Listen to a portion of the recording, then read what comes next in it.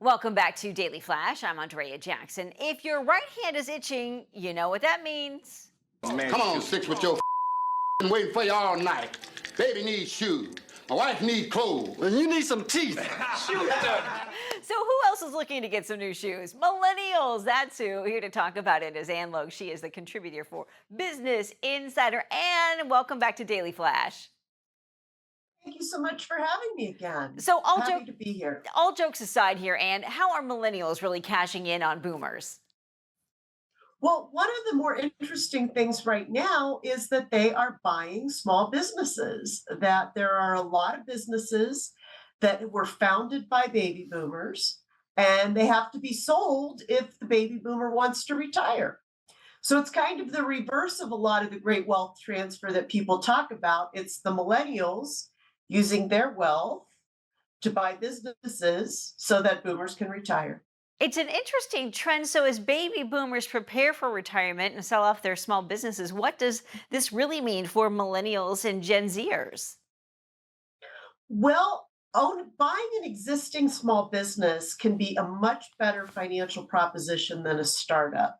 Because, first of all, if you've done your due diligence, you're buying a business that's generating cash, that has customer relationships in place, that has relationships with accountants and marketers and retailers, that's already operational and already paying money, right? Generating some profits. Sure.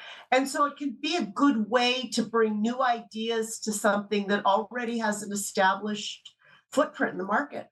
And I guess when I think about this, I think there could be an inherent risk when you're taking over an established business. What challenges might millennials and Gen Z face when acquiring a small established business?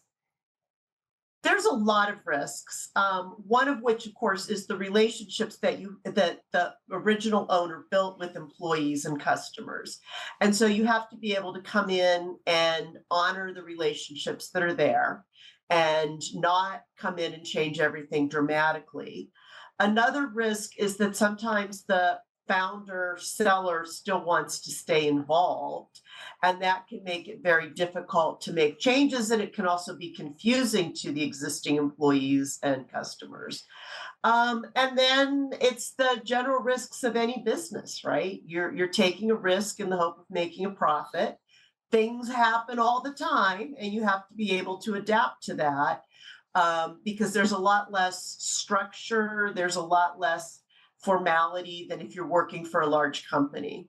You know, if you're managing an operation for a large employer, you have a lot of processes in place if something goes wrong. If you're owning a small business, you may be managing the same number of people and the same number of relationships, but it's all on you if something happens. You mentioned the wealth transfer. How significant is the $10 trillion wealth transfer expected from boomers? Yeah, and I've written about this before for Insider. It's really complicated because for most, um, for a lot of retirees, that wealth ends up getting taken up by long term care. And so if you're counting on that wealth as a millennial, you could be very disappointed. It's a better option to try to build your own wealth, so that you are in a solid financial position, regardless of what happens with your parents, your grandparents, your great aunts, your great uncles.